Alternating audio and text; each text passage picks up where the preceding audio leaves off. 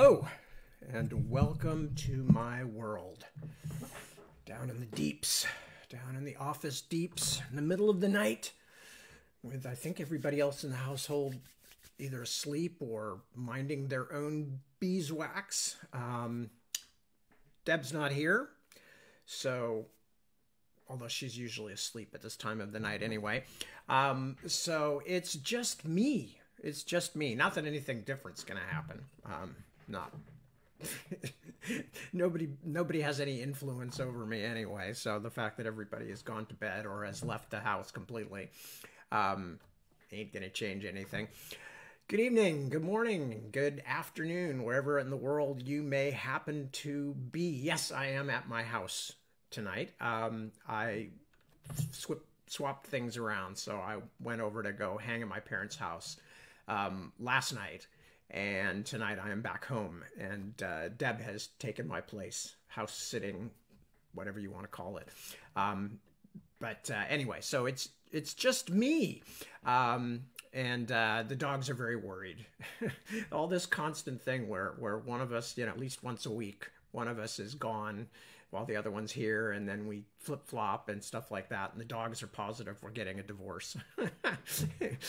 You should see them. It's like they're like huddled up against me in bed. Is Mom ever coming back, Dad? Does she still love you? I hope so. I think so. But, dogs. It's hard to explain these things to dogs, especially our dogs who are nervous by nature. Anyway, so what to say, what to tell? Nothing really, just working. Deborah said the other night very accurately, she said, the end of this book is sort of turning into Zeno's paradox for you, isn't it? I said, yeah, Achilles and the tortoise. Yes, absolutely. For those of you who don't know, I'm sure most of you do because you're smart people. But for those who don't know, the Zeno's paradox is that if Achilles and a tortoise start running at the same time to run a race, and every step Achilles takes is half the length of the step that he took the previous time. And his first step is like 5 yards of the 10-yard different distance that has to be covered.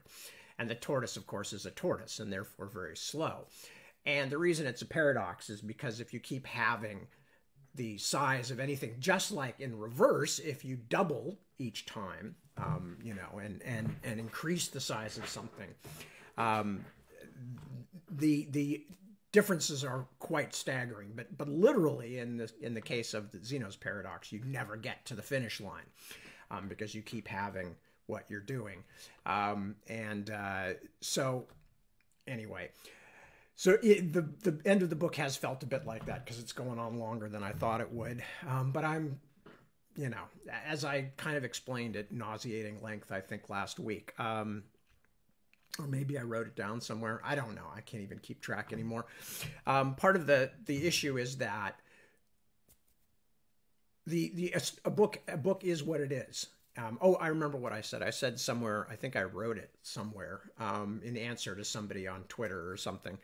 A book is like a child, and you can have any plans for that book or child that you want as to what you hope they'll be, what you would like to shape them into, what your best hopes are for how they go in life.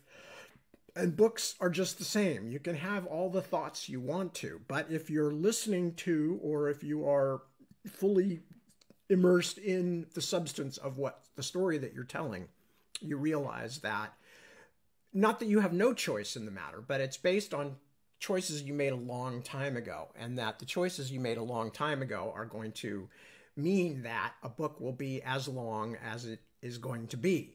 And you can only apply so much pressure, restraint, editing, whatever, either you completely chop it to pieces to make it fit into some established or I can't think of the word I'm looking for, but, something that you want it to fit into. Either you have to chop it to pieces or you have to let it be what it wants to be. And, the Navigator's Children not only is ridiculously long because it's the second half of what was originally going to be one book, and it has now eclipsed To Green Angel Tower. The two books together would have been longer than To Green Angel Tower. But in the case of The Navigator's Children, it is literally the summation or the end point of not just these books, which will be it'll be the fourth long volume of this series, but it also ties up and feeds back into some of the two shorter novels as well, The Heart of What Was Lost and Brothers of the Wind. But it also goes back and answers some dangling questions that you may not even have been aware that you had from the Memory, Sorrow, and Thorn series. So that's a heck of a lot of material that has to be resolved. And so I can't hurry it. I'm trying to make it something reasonable in size, but I cannot, I cannot arbitrarily just say, well, let's just leave out so-and-so's storyline, even though we've kept them alive for, since the 1980s, and we've written hundreds of thousands of words about them, but let's just kick them out of the ending of the story because, we don't have enough room for them. No, everybody has to be in the story, and everybody has to get their storylines resolved. And yes, I'm slowly going mad, but it's not a very long trip for me, so that's okay. Anyway, so while I am thinking about this, is there anything else I was going to... Anyway, so yeah, no, but I mean, it's continuing, but I'm on like page 976, I think, of the manuscript. And as I said, the last one, I don't remember what it was, but Into the Narrow Dark, must have been 800 pages in manuscript, or close to it. So I'm already at like 1,800 manuscript pages for what would have been a single volume. And To Green Angel Tower was only 1,600 pages. So I've already kicked that record in the buttocks. And and as I said last week, this is not necessarily what I would choose to do if I had my druthers. It's a phenomenally bad model, economically speaking, writing 1,000-page books, because you sell them for the same amount as you would sell, a 300-page book. So it's economically stupid, but a story is a story, and that's how I tell my stories. And these are long stories. I will be telling shorter stories from time to time, of course, but this is just the way that it works. So that's where I am. And I will finish this before I die. Here, my ears are still a different height. I will finish this before I die. Not that I'm intending to die anytime soon. Although there are times when you're in the middle of one of these long books, there are times when you go like, what if I don't, who's going to finish it for me if I croak? I mean, the couple of the writers that I know of who would be capable of doing it have problems finishing their own work. I don't know. I don't think anybody could finish it. For one thing, there's not very many notes. This almost all in this poor hairless skull of mine.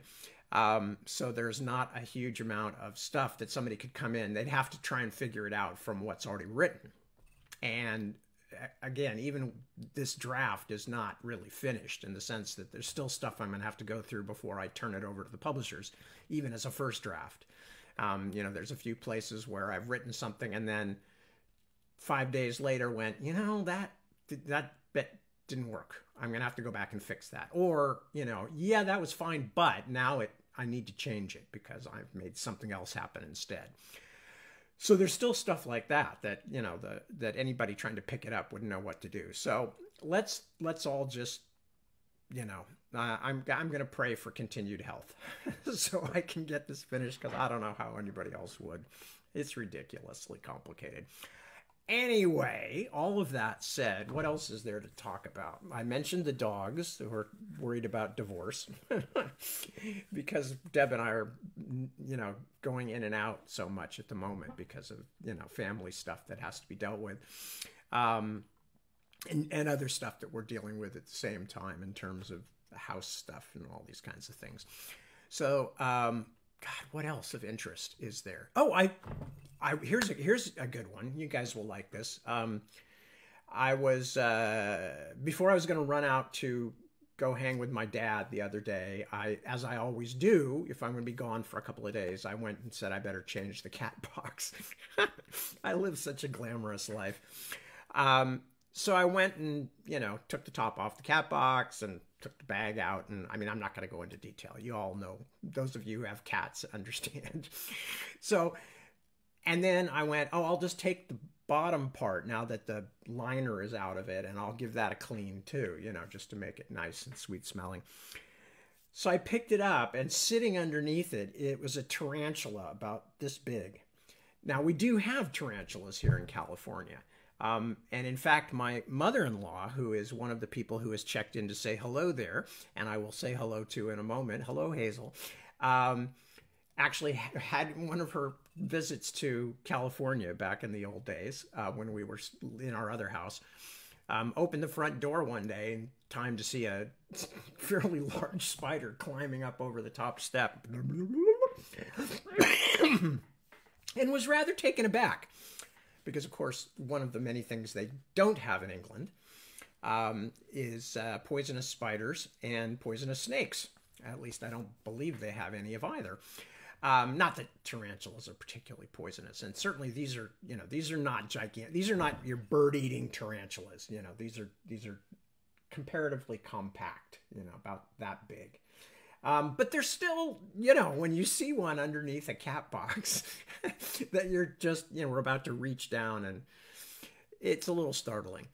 So I tried to take some pictures, of course, because I've got a large spider sitting on the floor that I knew would be, at the very least, I could make the kids nervous with it. And then I caught it in a jar and took it outside and went, make your own way. I don't want to have to worry about stepping on you in the middle of the night, because I bear no ill will toward spiders, even large ones. I am one of those inveterate bug savers, except for mosquitoes and ticks. I confess I am not very Buddhist about ticks and mosquitoes, but other kinds of bugs, I will take them out. And certainly spiders. I've never been a spider killer. I believe spiders have every right to be here and, in fact, are doing lots of good. So I eased this fella into a mason jar and put a piece of cardboard under it and took him outside and set him free and said, "Run free, little spider, run free." And he clomped off. It was a good-sized spider. Anyway, so that was my excitement for the other day. Anything else I was going to report? I don't know. That's pretty good, though. Giant spider. So let me quickly check in and say hello to everybody, and then I will start reading. So there is Sean, my friend Sean. It is the season of the witch. God, I miss doing trick or treat with you guys. We had such a good time all those years. Hope we can do that again sometime. We'll see. We may have to go somewhere around that time of the year this year, unfortunately. Ilva, hello, dear. Good to see you too. Hope you're up and around and doing better. Mark, good morning. Good morning. Mark checking in from Yorkshire. Who else is here? Penny. Hello, Penny. Good to see you. Kristen. Hello. And yes, answering your question, which I think I did answer right, as I am. Yeah, that's right. You were the one who was asking if I was checking in from my own home. There's my gorilla. See, there's my gorilla with the bowler hat. There's the Captain America. Oops, there's the Captain America. It's so hard to do this backward. There's the Captain America poster. There's the cat litter that I use once I've... Oh, God, I can't even point at it. There, the special cat litter that I use once I've removed the tarantulas from the cat box. It's all here. Who else have we got here? My mother-in-law, Hazel. Good morning, sweetie. Good to see you. And Wouter, hello. Good evening, good day.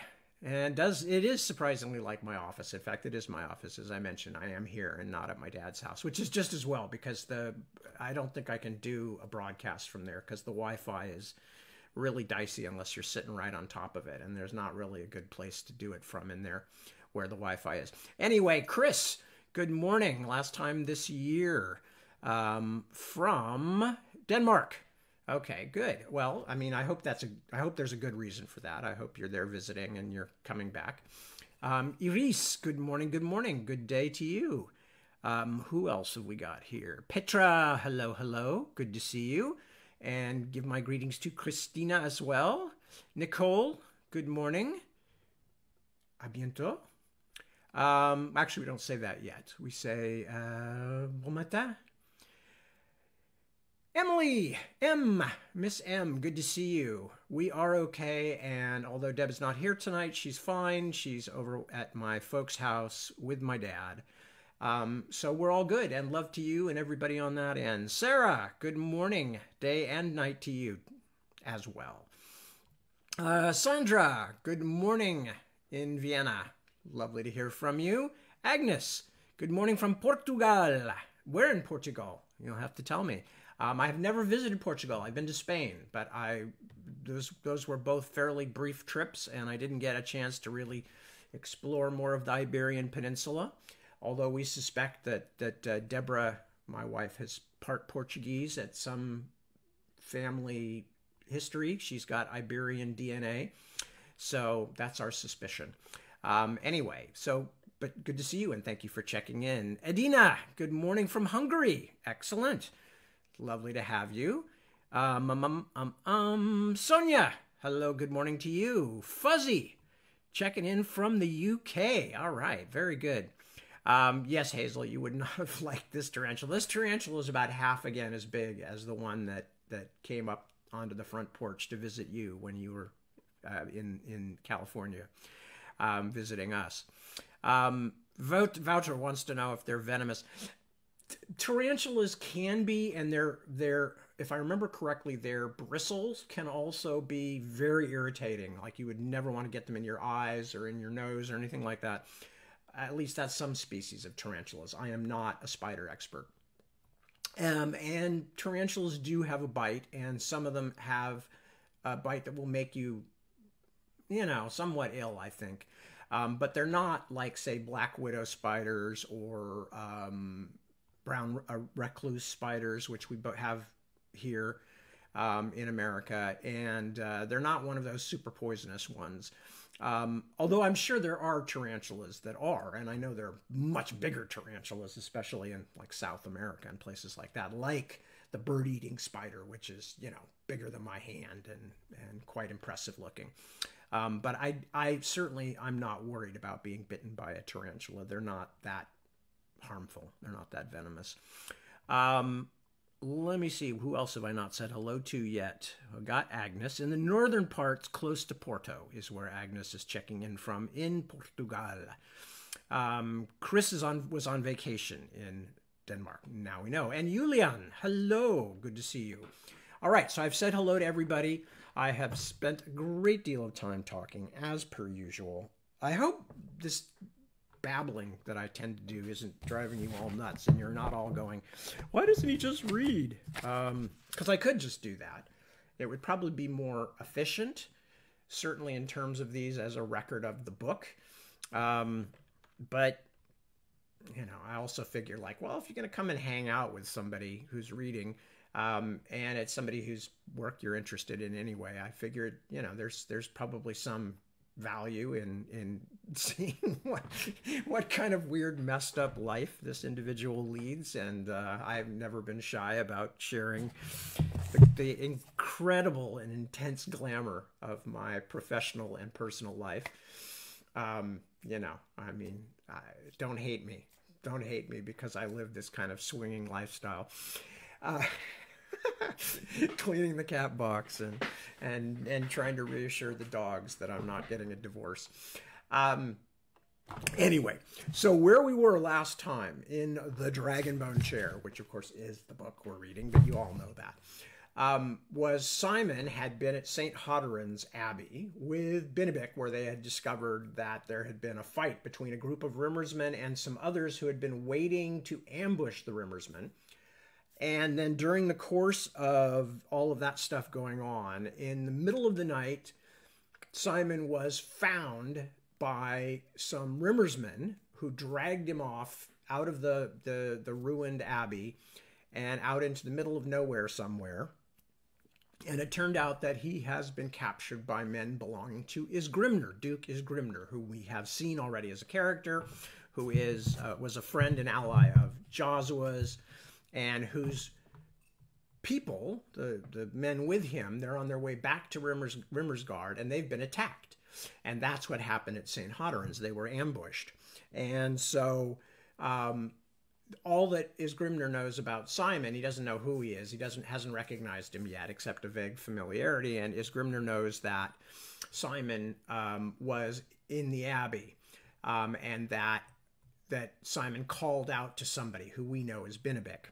But that's all he knows, and he's decided that Simon is essentially innocent because he does the rest of his story checks out. And so Isgrimnur goes back to sleep and leaves Simon to curl up in a blanket in the Rimmersmen's camp, and that's what's going on. I haven't really seen the stars for a while, Simon thought as he stared up from his blanket. The bright points seemed to hang like frozen fireflies. It's just not the same looking up through the trees as it is out here in the open, like being on a tabletop. He thought of Seda's blanket, and doing so thought of Binabik. I hope he's safe. Then again, it was him who left me to the Rimmersmen. It had been a stroke of luck that his captor had turned out to be Duke Isgrimnur, but still, there had been moments of real terror, waking up in the camp surrounded by hard-looking, bearded men. He supposed that, knowing the ill will between Binabik's people and the Rimmersmen, he didn't really hold it against the troll for having disappeared, if he had even known of Simon's abduction. Still, it hurt to lose a friend that way. He would have to harden himself. He had begun to depend on the little man to know what was right, what had to be done, just as he had once listened raptly to Dr. Morganes. Well, the lesson was clear. He would be his own man, keep his own counsel, and make his way. In truth, he had not wanted to tell Isgrimnur his true destination, but the Duke was sharp, and Simon had felt several times that the old soldier was balancing him on the blade of a knife. One false step would have tipped him over. Besides, that dark one who sat beside me all the time, he looked like he would kill me just like drowning a kitten if it suited him. So he had given the Duke all the truth he comfortably could, and it had worked. The question then was what to do now. Should he stay with the Rimmersmen? It would seem foolish not to, but still, Simon was not yet totally sure of where the Duke stood. Isgrimnur was going to Nagleman, but what if it was to arrest Joshua? Everybody at the Hayholt was forever talking about how loyal Isgrimnur had been to old King John, how he held the High King's ward more sacred than his own life. Where did he fit in with Elias? Under no circumstances did Simon intend to tell what part he had played in Joshua's departure from the Hayholt, but things had a way of slipping out sometimes. Simon was dying to hear some news of the castle, of what had happened after Morganes' last gambit. Had Pryrates lived? Inch? What had Elias told the people had happened? But it was exactly those kinds of questions, no matter how guilefully asked, that could drop him into boiling water. He was too wound up to sleep. As he stared up at the scattered stars, he thought of the bones he had seen Binabik cast that morning. The wind brushed his face, and suddenly the stars themselves were bones, a wild array strewn across the dark field of the sky. It was lonely out here among strangers, under the limitless night. He longed for his homely bed in the servants' quarters, for the days when none of these things had happened. His longing was like the piercing music of Binabik's flute, a cool pain that was nevertheless the only thing he could cling to in the wide, wild world. He had dozed a little, but when the noise awakened him, heart thumping, The stars still burned deep in the blackness. A momentary panic constricted his throat as a dark shape loomed over him, impossibly tall. Where was the moon? It was only the man on watch, he saw an instant later, stopping for a moment with his back to Simon's blanket. The sentry had his own saddle blanket and had wrapped it high on his shoulders, the dome of his unhelmeted head poking up through the folds. The watchman wandered past without looking down. He had an axe tucked in his broad belt, a wickedly sharp, heavy weapon. He also carried a spear longer than he was tall. As he paced, the butt end dragged in the dirt. Simon pulled the blanket closer, huddling himself against the sharp wind that was moving across the plain. The sky had changed. Where before it had been clear, the stars picked out in brilliant detail against its unfathomable blackness. Now it was sullied by streamers of clouds, milky tendrils reaching out like fingers from the north. At the far side of the sky they had covered the lowest stars, like sand poured over the coals of a fire. "Baby Sedda will catch her husband tonight," Simon thought sleepily. The second time he awoke, it was to a splash of water in his eyes and nose. He opened his eyes, gasping to see the stars had been snuffed above him as neatly as a top closing on a jewel chest. It was raining, the clouds now directly overhead. Simon grunted, wiping water from his face, and turned on his side, pulling the blanket up to make a hood for his head. He could see the sentry again, a little farther away now, shielding his face and staring up into the rain. Simon's eyes were just drifting closed when the man made an odd grunting noise and dropped his head to look down. Something in the man's stance, something that suggested that though he stood rock still, he was nevertheless struggling, made Simon open his eyes wider. The rain began to sheet down, and thunder growled distantly. Simon strained to see the sentry through the boiling downpour.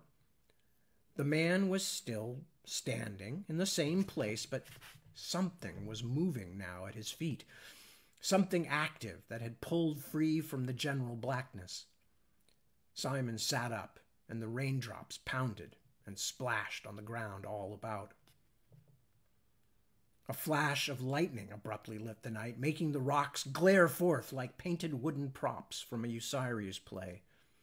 Everything in the camp came clear, the steaming remains of the fire, the huddled sleeping forms of the rimmersmen.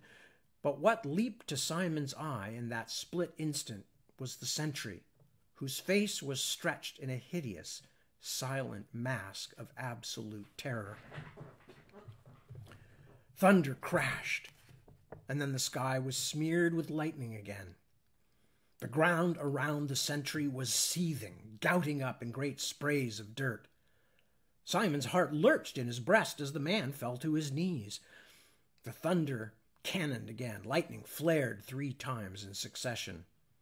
The earth continued to fountain up, but now there were hands everywhere and long, thin arms glinting slickly in the rain as they crawled up the body of the kneeling man, pulling him down, face forward into the black soil. The sky glare caught a greater surge of movement as a horde of dark things pushed up from the earth. Thin, ragged things with waving arms, staring white eyes, and, horribly revealed as the lightning leaped across the sky and the rain hissed down, matted whiskers and tattered clothes. As the thunder died out, Simon shouted, choking on water, then shouted again. It was worse than any vision of hell. The rimmersmen, startled awake by Simon's terrified cry, were beset from all sides by hopping, flailing bodies. The things were boiling up from the ground like rats. Indeed, as they scrambled through the camp, the night was filled with thin, mewling squeals that rang of tunnels and blindness and cowardly malice. One of the northerners was on his feet, the creatures swarming over him. They were none of them even as tall as Binibik, but their numbers were prodigious, and even as the northerner unsheathed his sword, they pulled him down. Simon thought he saw the flash of sharp things in their hands, rising and falling. "Where? Where, Buchan?" one of the rimmersmen shouted from the other side of the camp. The men were up now, and in the intermittent flashes, Simon could see the pale fire of their swords and axes. Kicking away the blanket, he climbed to his feet, searching desperately for a weapon. The things were everywhere, prancing on their thin legs like insects, calling out, shrieking thinly when the axe of a rimmersman bit. Their cries almost sounded like a language, and that, in the midst of nightmare, was one of the most horrible things of all. Simon ducked behind the rock that had sheltered him, circling around as he looked frantically for something to protect himself with. A figure hurtled toward him, tumbling to the ground only a pace away, one of the northerners, half of his face a wet ruin. Simon bolted forward to pull the axe from his convulsive grasp. Not yet dead, the man gurgled as Simon dragged the weapon free. A moment later, Simon felt a bony clutch at his knee and whirled to see a hideous little man-like face behind the grasping claw, eyes staring whitely. He swung the axe down at the face as hard as he could and felt a crunch like a beetle ground underfoot. The stiff fingers fell away, and Simon leaped free, gagging. With the light from the sky alternately blooming and dying, it was nearly impossible to tell what was happening. The swaying figures of the rimmersmen stood all around, but there was a far greater number of hopping, piping demons. It seemed that the best place to... Simon was knocked to the ground without warning, a gripping paw around his neck. He felt the side of his face go down into the mud, tasted it, then heaved up against the things on his back. A crude blade whickered past his eyes and stuck with a sucking noise in the earth. Simon clambered to his knees, but another hand reached around his face, covering his eyes. It stank of mud and foul water, the fingers squirming like night crawlers. "Where's the axe? I've dropped the axe!" He clambered shakily to his feet, legs wide on the slippery ground, and tried to pry loose the clamping fingers around his windpipe. He stumbled forward, nearly falling again, unable to dislodge the awful, strangling thing from his back. The bony hand was cutting off his air, the sharp knees digging at his ribs. He thought he heard the ropey thing squealing in triumph. He managed a few more steps before he dropped to his knees, the din of battle growing fainter behind him. His ears roared. Strength flowed out of his arms and body like meal from a torn sack. "I'm dying," was all he could think. Before his eyes, there was nothing but dull red light. Then, the crushing, scratching grip on his throat was suddenly gone. Simon fell heavily on his chest and face and lay gasping. Wheezing, he looked up. Painted against the black sky by a sheet of crackling lightning was a mad silhouette, a man on a wolf. "Binibik!" Sucking air into his ragged throat, Simon tried to pull himself upright, but could get no farther than his elbows before the little man was at his side. A pace away, the body of the earth creature lay curled like a singed spider, blind eyes to the sky. "Say nothing," Binibik hissed. "We must go, quickly." He helped Simon to a sitting position, but the boy waved him away, batting at the little man with baby weak hands. Have to. Simon wagged a shaking hand toward the chaos that raged around the campsite, some 20 paces away. "Ridiculous," Binibik snapped. "The rimmersmen can fight their own battles. My duty is to get you to safety. Now come." "No," Simon said stubbornly. Binibik held his hollowed stick in his hand. Simon knew what had felled his attacker. "We have to help them. They will survive." Binibik was grim. Kantaka had followed her master and now sniffed solicitously at Simon's wound. "You are my charge." What do you... Simon began. Kantaka growled a deep, threatening sound of alarm. Benebek looked up. "Daughter of the mountains," he groaned. Simon followed his gaze. A clot of the greater darkness had broken off from the swirling melee and was rapidly moving toward them. It was hard to tell how many creatures might be in the bounding tangle of arms and eyes, but it was more than a few. "Nihut! Kantaka!" Benebek shouted. An instant later, the wolf sprang toward them. They squealed in whistling terror as she struck. "We have no more time to waste, Simon," the troll snapped. Thunder caromed across the plain as he pulled his knife from his belt and dragged Simon up. "The Duke's men are holding their own now, and I have no way to afford your being killed in the last struggling." In the midst of the earth burrowers, Kantaka was a gray-furred engine of death. As her great jaws bit and she shook and bit again, thin black bodies hurtled away on all sides to fall in broken heaps. More were swarming over, and the wolf's buzzing snarl rose above the storm's rumble. But... Simon held back as Benebek moved toward his mount. "It was my bound promise to protect you," Benebek said, tugging Simon along. "That was Dr. Morganis's wish." "Doctor... You know Dr. Morganis?" As Simon stared, mouth working, Benebek stopped and whistled twice. Kantaka, with a last ecstatic shiver, flung two of the creatures aside and bounded toward them. "Now run, foolish boy!" Benebek shouted. They ran, Kantaka first, leaping like a hart, her muzzle black with blood, Benebek after.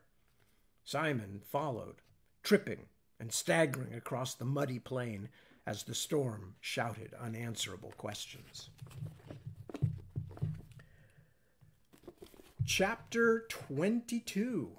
A Wind from the North.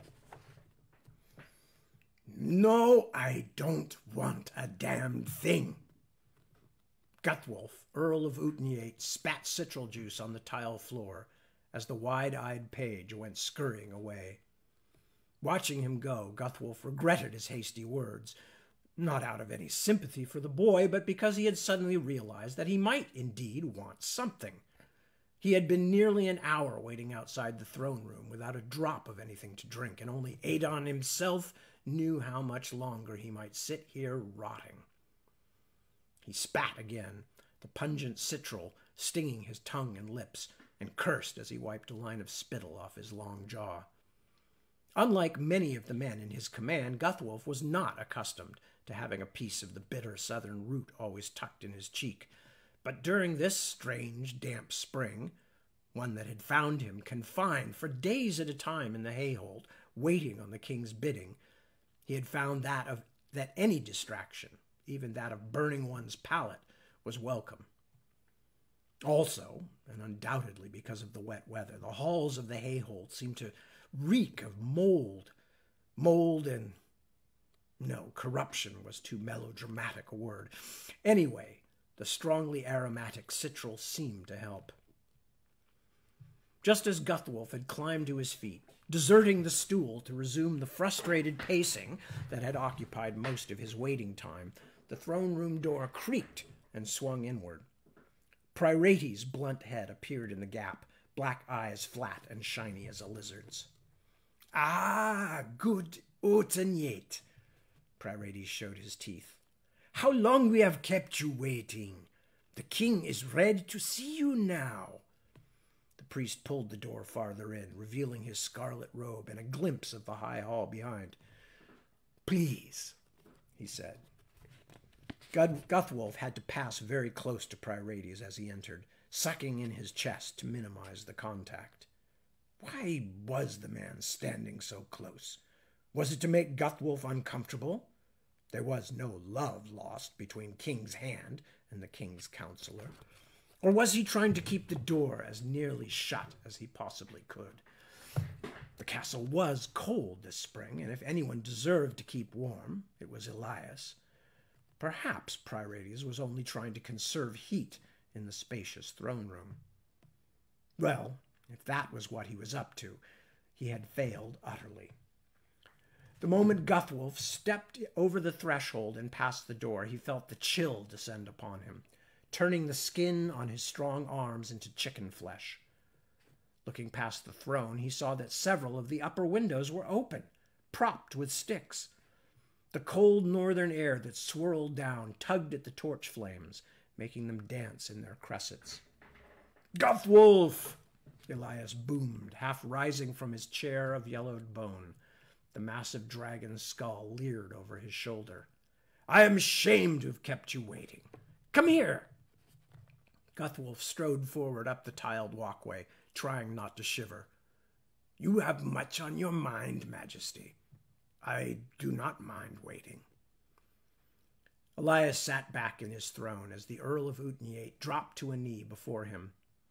The king wore a black shirt trimmed with green and silver, and his boots and breeks were also black. The iron crown of Fingil sat high on his pale brow, and in a sheath at his side was the sword with the strange crossed hilt. He had not been without it in weeks, but Guthwolf had no idea whence it came. The king had never mentioned it, and there was something queer and unsettling about the blade that prevented Guthwolf from asking. "Do not mind waiting," Elias smirked. "Go on, sit down." The king indicated a bench a pace or two back of where the earl kneeled. "Since when do you not mind waiting, Wolf? Just because I am king, do not think I have gone blind and stupid as well. I am sure that when you have something for your king's hand to do, you will inform me." Things had changed between Guthwolf and his old friend Elias, and the Earl of Pt.24 did not like that. Elias had never been secretive, but now Guthwolf felt vast hidden currents moving beneath the surface of daily events, currents that the king pretended did not even exist. Things had changed, and Guthwolf felt sure he knew who was to blame. He looked past the king's shoulder at Priorides, who was watching him fixedly. When their eyes met, the red-robed priest lifted a hairless eyebrow, as if in mocking question. Elias rubbed at his temples for a moment. "You will have work enough and more soon, I promise you." "Ah, my head. The crown is indeed a heavy thing, friend. I sometimes wish I could lay it down and go off somewhere, like we once did so often, free companions of the road." The king turned his grim smile from Guthwolf to his counselor.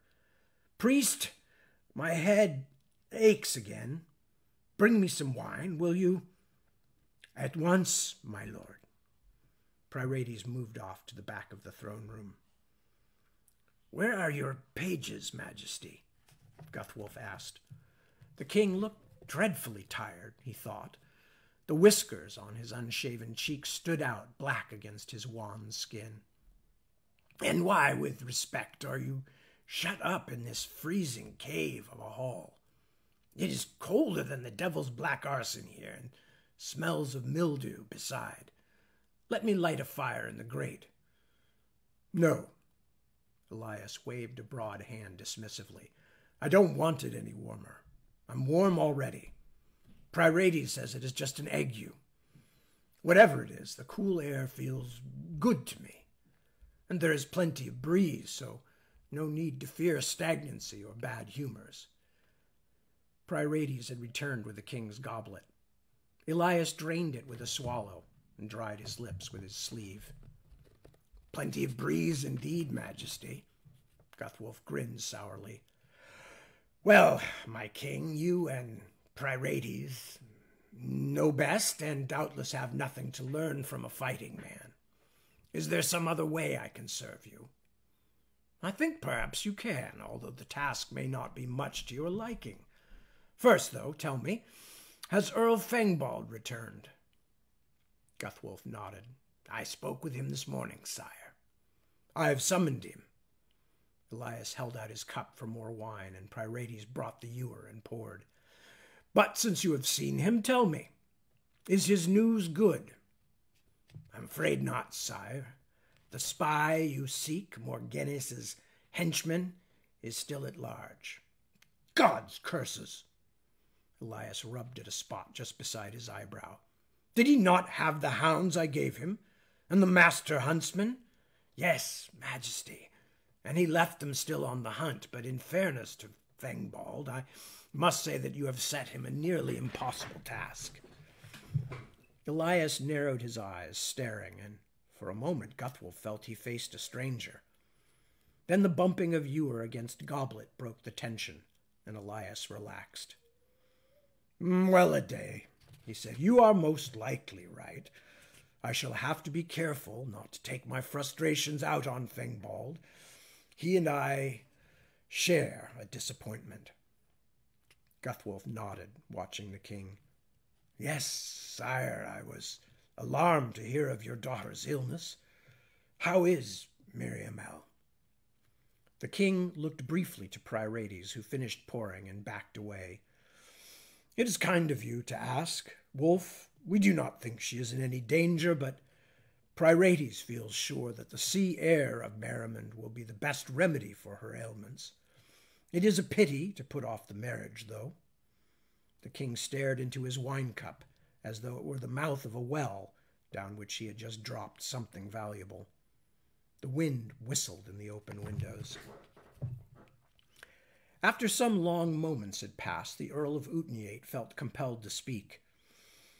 You said there was some small task I could do for you, my king? Elias looked up.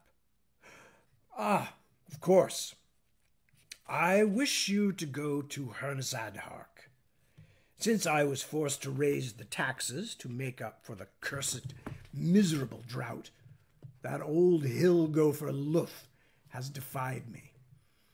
He sent that prancing Aelair to soothe me with honeyed words, but the time for words is over. Over, my lord? Guthwolf raised an eyebrow. Over, Elias growled. I wish you to take a dozen knights. Any more, and Luth would have no choice but resist, and hie you to the Teg to beard the old miser in his den. Tell him to refuse me my rightful due is to slap my face, to spit on the very Dragonbone chair. But be subtle. Say nothing in front of his knights that will shame him into resistance. Nevertheless, make it clear that to deny me further will risk his walls falling in flames about his head. Make him fear, Guthwolf. I can do that, lord. Elias smiled tightly. Good. And while you're there, keep an eye open for any sign of Joshua's whereabouts. There is no news from Nagleman, though my spies have it ringed round. It is possible my treacherous brother might have gone to Luth. It may even be he who is fueling Hernestier's obstinance. I will be your eye as well as your hand, my king. If I may, King Elias? At the king's elbow, Priorides lifted a finger. Speak, priest. I would also like to suggest that our Lord of Utaniate keep an eye out for the boy, Morghenes's spy. It would help to supplement Fengbald's effort. We need that boy, Majesty. What good to slay the serpent if the hatchlings go free? If I find the young viper, Guthwolf grinned, I will happily grind him beneath my heel. No! Elias shouted, startling Guthwolf with his vehemence. No! The spy must live in any of his companions until we have them here in the hayhold, safe. There are questions we must ask them. Elias, as if embarrassed by his outburst, turned strangely pleading eyes to his old friend. You understand that, surely? Of course, Majesty, Guthwolf answered quickly. They need only be brought to us with the breath still quick in their bodies, said Priorides, calm as a baker, talking of flour. Then we shall discover everything. Enough. Elias slid farther back on his seat of bone. Guthwolf was surprised to see drops of sweat beading his forehead, even as the Earl of Pt.24 was shivering in the chill air. "Go now, old friend. Bring me Luth's full allegiance, or if not, I will send you back to bring me his head. Go." "God keep you, Majesty." Guthwolf dropped off the bench onto one knee, then rose to his feet and backed down the aisle. The banners above his head swung, wind-whipped. In the fluid shadows thrown by the flickering torches, the clan animals and heraldic beasts seemed engaged in an eerie, fitful dance. Guthwolf met Fengbald in the antechamber hall. The Earl of Falshire had bathed the grit of the road from his face and hair since their meeting that morning, and was dressed in a red velvet jerkin with the silver eagle of his family chased on the breast, its feathers twining in a fanciful pattern. "Ho, Guthwolf, have you seen him?" he asked. The Earl of Pt.24 nodded. "Yes, you will too. God curse it, he is the one who should be taking salt air at Merrimond instead of Miriamau. He looks damned ill. And the throne chamber is cold as frost." "So it's true," Fengbald asked sullenly, "about the princess? I was hoping he'd changed his mind." "Gone west to the sea. Your great day will have to wait a bit, it looks." Guthwolf smirked. "I'm sure you'll find something to keep your interest up until the princess returned." "That's not the problem." The Earl of Falshire's mouth twisted as though he tasted something sour. "I just fear he's trying to back out of his promise. I have heard that nobody knew she was ill until she was gone." "You worry too much," Guthwolf said. "It's womanish. Elias needs an heir. Be grateful that you fit his bill of particulars for a son-in-law better than I do." Guthwolf showed his teeth in a mocking smile. "I would go to Merrimond and get her." He gave a mock salute and sauntered away, leaving Fengbald standing before the high oak doors of the throne room. She could tell from far away up the corridor that it was Earl Fengbald and that he was in a foul temper. His arm-swinging walk like a young boy sent away from the supper table, and the loud, deliberate banging of his boot heels on the floor stones trumpeted his mood before him. She reached forward and tugged at Jael's elbow. When the cow-eyed girl looked up, already sure she'd done something else wrong, Rachel made a gesture toward the approaching Earl of Falshire. "Better move that bucket, girl." She took the scrubbing broom from Jael's hand. The pail of soapy water stood in the center of the hallway, directly in the path of the oncoming nobleman. "Hurry up, you stupid girl," Rachel hissed, a touch of alarm tinging her voice. The moment the words were out, Rachel knew she should not have uttered them. Fengbald was cursing to himself, his face set in a petulant snarl. Jael, in a frenzy of ill-coordinated haste, let the bucket slide through her wet fingers. It struck the floor with a loud thump, and a gout of sudsy water slopped over the rim to splatter onto the hallway. Fengbald, upon them now, stepped squarely in the spreading puddle. He lost his balance for a moment, throwing his arms up as he slid, then clutched at a tapestry on the wall for support, as Rachel watched in helpless, anticipatory horror. It was a stroke of luck that the hanging held Fengbald's weight long enough for him to regain his equilibrium. Nonetheless, a moment later, the tapestry itself pulled free at an upper corner and slid gently down the wall to sag into the soapy pool. Rachel looked at the Earl of Falshire's reddening face for only a moment before turning to Jael. "Go now, you clumsy cow! Get on with you now!" Jael, with a hopeless glance at Fengbald, turned and ran, her fat rump wagging pitifully. "Come back here, you slut!" Fengbald screamed, jaw trembling with rage. His long black hair, disarranged, hung in his face. "I'll have my due for this! Rachel, keeping an eye cocked toward the Earl, bent and lifted the sodden corner of the tapestry out of the water. There was no way she could rehang it. She stood, holding it, watching it drip as Fingbald raged. "Look! Look at my boots! I'll have that filthy bitch's throat slit for this." The Earl turned his eye onto Rachel. "How dare you send her away?"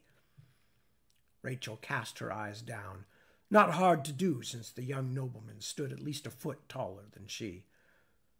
I'm sorry, Lord," she said, and her honest fear put a convincing tone of respect into her voice. "She is a stupid girl, master. She will be beaten for it, but I am the mistress of chambermaids, and I take the blame, you see. I'm very, very sorry." Fingbald stared down at her for a moment, and his eyes narrowed. Then, as swiftly as an arrow strikes, he reached out and slapped Rachel across the face. Her hand flew up to the red mark spreading across her cheek, spreading as the puddle had across the flagstones. "Then give that to the fat slut," Fingbald spat. "And if I run into her again, you tell her I'll break her neck." He stared at the mistress of chambermaids for a moment, then walked on down the hall, leaving a trail of heel and toe boot prints shimmering wetly on the flags. And he could do it too, Rachel thought to herself later as she sat on her bed, holding a wet wash rag to her burning cheek. Across the hall in the maid's dormitory, Jael was sobbing. Rachel had not had the heart even to shout at her, but the sight of Rachel's swelling face had been punishment enough to send the lumpy, soft-hearted girl into a paroxysm of tears. "Sweet Rhea and Pelipa, I'd rather be slapped twice than listen to her blubbering." Rachel rolled over onto the hard pallet. She kept it on a board because of her always aching back, and pulled the blanket up over her head to dull the sound of Jael's weeping. Wrapped in the blanket, she could feel her own warm breath wreathing her face. "This must be what it's like to be laundry in the basket," she thought, and then chided herself for such simple-mindedness. "You're getting old, old woman. Old and useless." Suddenly she found tears coming, the first she had cried since the news about Simon. "I'm just so tired. Sometimes I think I'm going to drop where I stand, fall over like a broken broom at the feet of these young monsters, stamping around my castle, treating us like we were dirt, and they'd probably just push me out with the dust. So tired. If only... if..." The air beneath the blanket was thick and warm. She had finished crying. What good were tears anyway? Leave them to her stupid, flighty girls. And now she felt herself falling into sleep, succumbing to its heaviness as though drowning in warm, sticky water. And in her dream, Simon was not dead, had not died in the terrible fire that had also taken Morgenes and several of the guardsmen who had rushed to put it out. Even Count Breogar, they said, had perished in the catastrophe, crushed beneath the collapse of the flaming roof. No, Simon was alive and healthy. Something about him was different, but Rachel could not say what. The look in his eye, the harder line of his jaw. But that did not matter. It was Simon, alive, and as she dreamed, Rachel's heart was full again. She saw him, the dead boy, her dead boy, really. Hadn't she raised him like a mother until he was taken away? And he was standing in a place of near absolute whiteness, staring up at a great white tree that stretched into the air like a ladder to the throne of God. And though he stood resolutely, his head flung back and his eyes upon the tree, Rachel could not help noticing that his hair, that thick reddish tangle, was badly in need of cutting. Well, she would see to that soon. Right enough. The boy needed a firm hand. When she woke, pulling the smothering blanket aside in a panic to find more darkness around her, this time the darkness of evening, The weight of loss and grief came sliding back down like a wet tapestry. As she sat up on the bed and climbed slowly to her feet, the wash rag tumbled free, dry as an autumn leaf. There was no call for her to be laying about, pining like some fluttery girl child. There was work that needed doing, Rachel reminded herself, and no rest this side of heaven. And that's where we're going to stop, because it's the end of a section, and it's flat bang 2 o'clock. So with that, I am going to thank you all for joining me and tell you that those of you who are around and can do it time-wise, I will be back reading at 7 p.m. this evening. And those who are not going to be here for that, obviously you can hear that section on social media or on Chris Fab's YouTube channel, Chris Fab. I'm pronouncing it in a very American way, in the same way that my wife pronounces Mexican food in very English ways, like saying taco instead of taco. But anyway, so you can find it on Chris Fab's Facebook page, YouTube page, or my Facebook page, or my Twitter page, or my other Facebook page. And one of these days I'm going to get to getting the Instagram page up and properly running. I keep meaning to do that, and yet this book just goes on and on. Anyway, so with that, I say thank you so much for joining me. Please take good care of yourselves, take good care of your loved ones, your friends, your neighbors, everybody. We will do this together. I don't know what this is, and when I figure it out, you will be the first to know. But whatever it is, we will do it together. So with that, I say good night. Thank you again for joining me. Peace to all, and see you very soon.